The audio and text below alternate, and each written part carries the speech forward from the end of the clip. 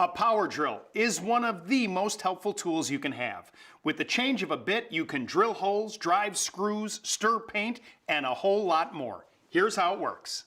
This part of the drill is called the chuck. These jaws inside the tip hold the bit in place as you loosen or tighten the chuck. A drill with a keyless chuck tightens and loosens by twisting the collar with your hand. It makes changing the bits quick and easy. A keyed chuck requires a key to tighten the bit in place. It holds the bit in place with more force, so this type of drill is usually used on heavier duty jobs. To change the bit, twist the collar to open the jaws wide enough to slide the bit in. Then twist in the opposite direction to tighten it until it stops and clicks.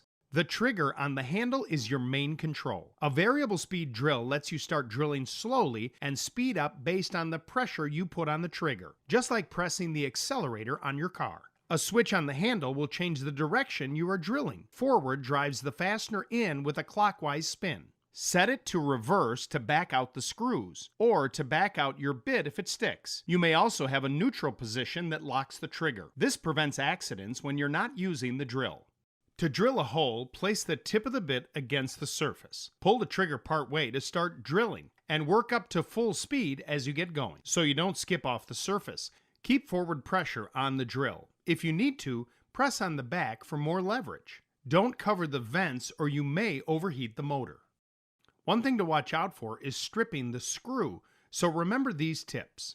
When you're driving a long screw or drilling into hard material, first drill a pilot hole using a drill bit a few sizes thinner than your screw. Then drive in your fastener.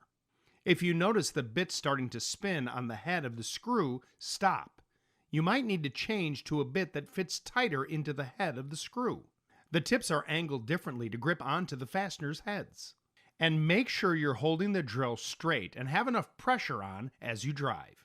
If that doesn't work, back the screw out while there's still grip left. Once the screw head is stripped, it's tough to get out without using a specialty bit or cutting off the screw. Here's how to use some of the additional features on high-quality drills. The barrel of the drill may have a lower high-speed gear setting and a numbered dial or clutch behind the chuck to adjust the torque or twisting power. When drilling holes, set the speed switch to high and the clutch in the drilling position, usually indicated with an icon of a drill bit.